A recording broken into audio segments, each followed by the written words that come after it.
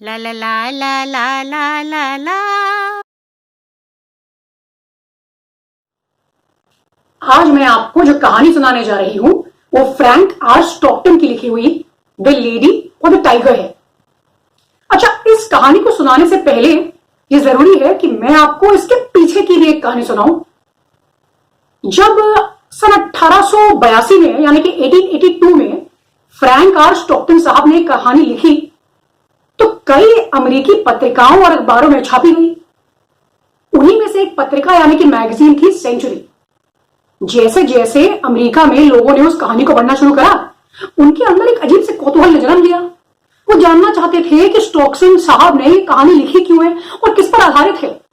क्या ये सदियों से चलते चले आए स्त्री और पुरुष के बीच खींचातान और जद्दोजहद की कहानी है, या फिर मनोविज्ञान या ऐसे ही कोई साइकोलॉजी फिलोसफी वगैरह की कहानी है, या फिर किसी सरकार पर ली गई चुटकी या और किसी मुद्दे पर लिखी कहानी है।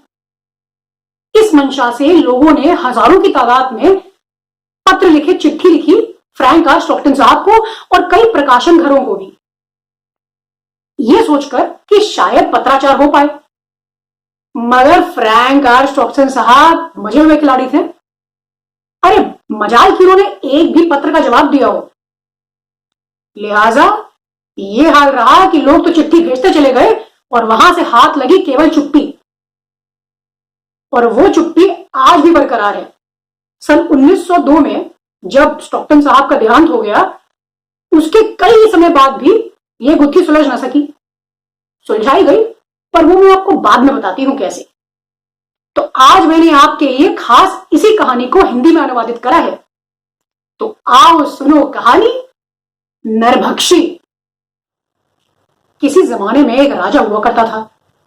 वो राजा बहुत ही निष्ठुर, बेवकूफ, अकड़ू मगर अकलमंद था। सच बताऊं तो वो थोड़ा सा ही निष्ठुर और थोड़ा सा ही अकड़ू था। अकलमंद कुछ ज्यादा ही था। अच्छा, ये मैं इसलिए कह रही हूं क्योंकि वो राजा जो था उसको बड़ा शौक था तरह तरह की दिक्कतें निजात करने में, और तरह तरह की दिक्कतें जब वो उनका आविष्कार कर लेता था तो फिर वो उसका समाधान ढूंढता था, उन मुश्किलों का समाधान ढूंढता था, हल ढूंढता था।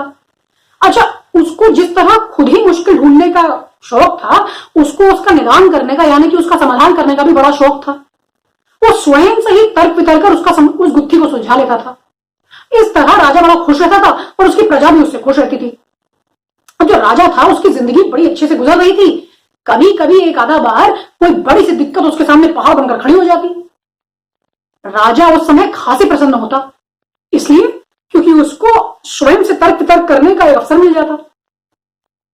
अब जो राजा था उसकी अजीब से जो हाव भाव थे और जो सोचने का तरीका था, उसके चलते उसका जो सबसे बड़ा जो उसकी कृति थी, सबसे बड़ी, वो थी उसका न्याय का अखाड़ा। और उसका न्याय का अखाड़ा जो है ये कोई मामूली अखाड़ा नहीं था जहां पे एक बड़ा सा गोल आता है, चारों तरफ लोग बैठे हैं और जय जयकार कर रहे हैं, चिल्ला रहे हैं या रो रहे हैं, विलाप कर रहे हैं, और बीच में दो इंसान या दो जानवर या फिर एक इंसान और जानवर लड़ रहे हो। मगर उसका जो अखाड़ा था न्याय का, वो इसलिए बहुचर्चित था, वो इसलिए सब जगह उसकी बवाई चल रही थी क्योंकि वो प्रत्यक्ष रूप से न्याय का प्रतीक था। और उस अखाड़े में जब न्याय होता था तो स्वयं इत्तेफाक और खुद ब खुद जो है किस्मत, जो कि न्याय के दो पहलू होते हैं, महत्वपूर्ण पहलू, प्रत्यक्ष हो जाते थे सबके सामने, और सब कहते थे वाह वाह वाह वाह वाह वाह। अच्छा, मतलब यह नहीं था कि सच में क्या हुआ, कि न्याय हुआ कि नहीं हुआ। मकसद इससे था कि भाई न्याय के जो दो पहलू हैं, इत्तेफाक और किस्मत, जो वो तय करेंगे वही न्याय है।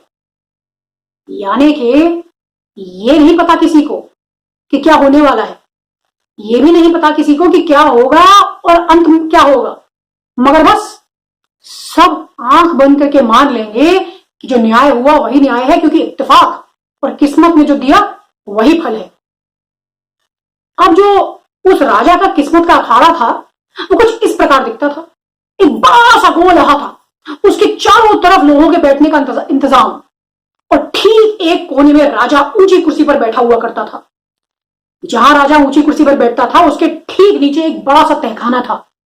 तहखाने का दरवाजा खुलता था, बड़ा लोहे का दरवाजा खुलता था सीधे एक अहाते पर, और वो जो दरवाजा था वो ठीक राजा की कुर्सी के नीचे था। जैसे ही लोहे का दरवाजा खुलता था और मुलजिम यानी कि अभियुक्त बाहर मैदान में कदम रखता था, वो सीधा मैदान के बीचों बीच जाकर राजा को देख सलाम या नमस्ते करता था, और चारों तरफ जो लोग बैठे होते थे वो चुपचाप बैठकर नजारा देखते रहते थे, क्योंकि उनको नहीं मालूम था कि आगे क्या होने वाला है।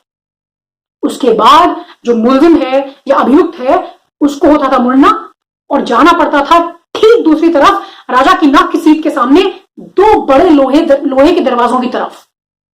उसमें से एक दरवाजे के पीछे हो सकता था एक नरभक्षी, एक शेर, और दूसरे दरवाजे के पीछे हो सकती थी एक स्त्री, जिससे कि उस आदमी को जबरन शादी करनी थी।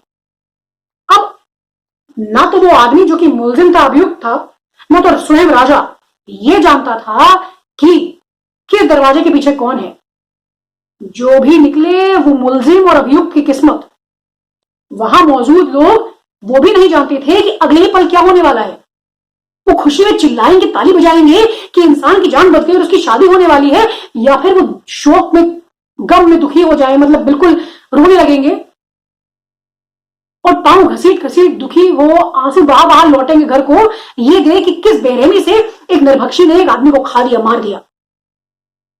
मगर उनको एक बात पता थी कि जो सत्य है और जो न्याय है आज वही होगा, क्योंकि उस अभियुक्त यानी कि मुलजिम की किस्मत ही ये तय करेगी और इत्तेफाक ही ये तय करेगा कि उसको किस प्रकार का न्याय मिले। अब राजा की एक बेटी थी, वो भी राजा की तरह गुस्सैल, अड़ियल, थोड़ी सी कठोर और होशियार थी। अब जो राजकुमारी थी उसको प्रेम हो गया राजा की सेवा में नियुक्त एक मंत्री से। मंत्री बड़ा रौबीला, अच्छे घर परिवार का था, और वो भी राजकुमारी से उतना ही प्रेम करता था जितना कि राजकुमारी उस मंत्री से प्रेम करती थी। मगर जैसे ही राजा के कानों में खबर पहुंची, उसको क्रोध आ गया, गुस्सा आ गया, वो तमतमा गया गुस्से से, और उसने आदेश जारी कर दिया कि फौरन मंत्री को गिरफ्तार करके कारागार में डाल दिया जाए। उसने बहुत सोचा कि इस समस्या का समाधान कैसे हो, मगर क्योंकि वो स्वयं से ही तर्क वितर्क करता था, इसलिए ना तो उसने अपनी बेटी से बातचीत करी और ना ही अपने बाकी मंत्रियों से संतरियों से।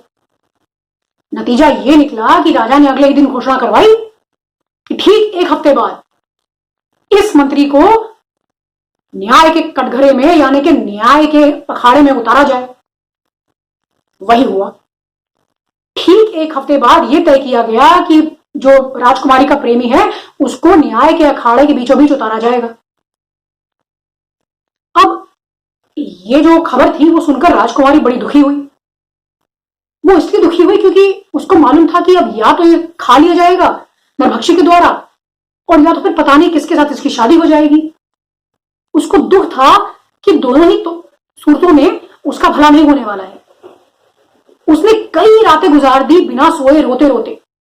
उसने कई जत्न भी किए, बड़ी कोशिशें करी उसने ये पता लगाने की कि दरअसल किस दरवाजे के पीछे क्या होने वाला है।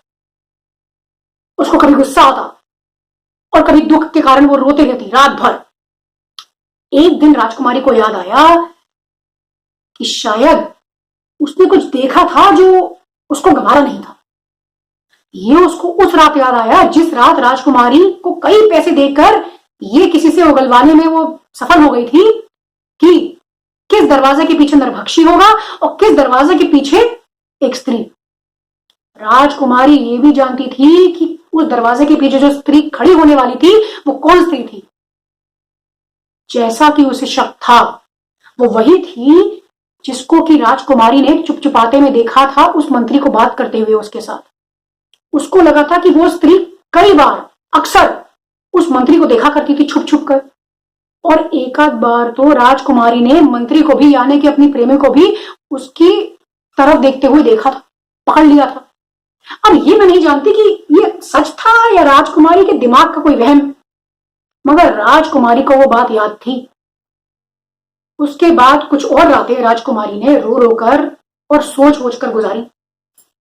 आखिरकार वो दिन आ ही गया जब राजकुमारी के प्रेमी को न्याय के अखाड़े में उतारा जाना था। सुबह हुई और कई नगाड़े बजे। हजारों की तादाद में लोगों को देखने आया, अखाड़े में बैठने आया, अखाड़ों के चारों ओर। एक बिगुल बजा और उसके ठीक बाद राजा और राजकुमारी आकर अपना स्थान ग्रहण करते हैं।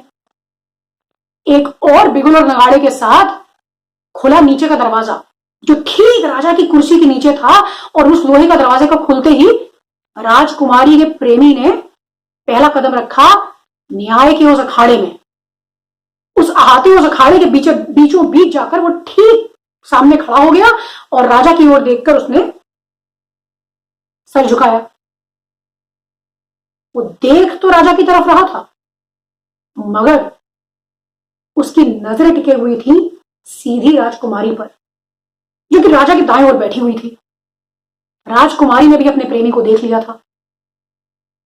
उसको देखते ही वो मंत्री जो था, वो जो प्रेमी था, वो समझ गया कि हो ना हो राजकुमारी को यह पता चल चुका है कि किस दरवाजे के पीछे नरभक्षी है, यानी कि राजकुमारी उसकी जान बचा सकती है। उन दोनों की नजरें मिली। सब तो सोच रहे थे, चारों ओर जो बैठे हुए थे सुईपटक सन्नाटे में, कि मंत्री अभी सर झुकाकर राजा को सलाम कर रहा है और उसकी ओर देख रहा है, मगर किसी ने यह नहीं समझा कि दरअसल वो राजकुमारी को देख रहा था। राजकुमारी और उस मंत्री आने के उसकी प्रेमी की नजरें मिली, जैसे कि मानो बिना शब्दों के ही उस मंत्री ने, उस प्रेमी ने अपनी प्रेमिका से पूछा हो कि बताओ कौन सा दरवाजा है। और ठीक अगले ही पल राजकुमारी ने फटाक से अपना दाएं हाथ उठाया और इशारा करके एक बार फिर नीचे रख लिया। उसके बाद दोनों ही मुस्कुरा दिए। बिना कुछ सोचे वो जो मंत्री था, जो राजकुमारी का प्रेमी था, वो पीछे मुड़ा और उन दोनों लोगों के दरवाजे के पीछे के पास धीरे धीरे धीरे धीरे जाने लगा। धीरे धीरे कर वो मंत्री, वो जो राजकुमारी का प्रेमी था, उन दोनों दरवाजों के जाकर सामने खड़ा हो गया। चारों तरफ सुई पटक सन्नाटा। याद रखिए, ये कोई नहीं जानता कि किस दरवाजे के पीछे कौन है या क्या है। याद रखिए कि यह भी कोई नहीं जानता कि उस दिन इत्तेफाक और किस्मत किसका साथ देने वाले हैं। और फिर बिना कुछ सोचे यकायक, क्योंकि उस मंत्री को, राजकुमारी के प्रेमी को यकीन था उस पर, वो आगे बढ़ता है और दाएं दरवाजे की ओर हाथ बढ़ाकर उसको खोल देता है। उसके बाद क्या हुआ, ये फ्रैंक आर स्टॉक्सन साहब ने लिखा ही नहीं, तो ये मुझे भी नहीं पता। वहां बैठे लोग खुश हुए कि वो दुखी हुए, कि वो रोए धोए, कि वो ये खुश हुए कि इंसान की जान बच गई और एक अच्छी सुंदरी से उसकी शादी हो गई, ये मैं नहीं जानती। उस दिन अखाड़े के बीचों बीच खड़े हो जब ये निर्णय लिया गया, तो उस निर्णय और न्याय में पूरा हाथ केवल दो लोगों का था। न्याय का जो कारक थे वो थे इत्तेफाक और दूसरी किस्मत। अब आप सोचेंगे कि मैंने कहानी को ऐसे मोड़ पर लाकर रोक दिया। दरअसल मैंने नहीं, फ्रैंक आर स्टॉक्टन साहब ने। आप सोच के देखिए कि उस आदमी ने जो दरवाजा खोला दाएं ओर वाला, उसमें क्या निकला, नरभक्षी या वो स्त्री। मगर याद रखिएगा, आप होकर मत सोचिएगा, आप राजकुमारी होकर सोचिएगा, तो ही पता लगा पाएंगे। अच्छा, अब सुनिए कहानी के बाद की कहानी। अब जब कई लोगों ने पत्राचार करा, उनके साथ पत्र लिखे बल्कि फ्रैंक आर स्टॉक्टन साहब को, और ऐसे मुकाम पर लाकर उन्होंने कहानी छोड़ दी, खत्म कर दी, तो सबने पूछा कि भाई कुछ तो बताइए। तो उन्होंने एक और कहानी लिखी। कहानी का जो संक्षिप्त रूप है वो ये है कि भाई उसके ठीक एक साल बाद जब ये वाकया घटित हुआ उस राज्य में, उस राजा के, तो किसी राज्य का, किसी और राज्य का एक मंत्री आया और उसने बोला कि ऐसा है कि ठीक एक साल पहले जब आपके यहाँ वो न्याय हो रहा था, आपके बहुचर्चित न्याय के अखाड़े में, तो हमारे राज्य के सज्जन थे, वो आपके अखाड़े में आकर बैठे हुए थे दर्शक के रूप में, मगर वो थोड़ा कमजोर दिल के थे। तो जैसे ही उस मंत्री ने दाएं दरवाजे की तरफ हाथ बढ़ाया ही था और उसको खोल ही रहा था, वो बेचारे जो कमजोर दिल वाले हमारे जो सज्जन थे, वो तुरंत वहां से उठकर बाहर भाग आए और वापस हमारे देश लौट आए। उसके बाद जब उन्होंने हमें वाक्य बताया, हम लोग को बड़ा कौतूहल है कि भाई आखिर मंत्री ने चुना जो दरवाजा था, दायां दरवाजा, उसके दरवाजे के पीछे से क्या निकला, नरभक्षी या फिर स्त्री।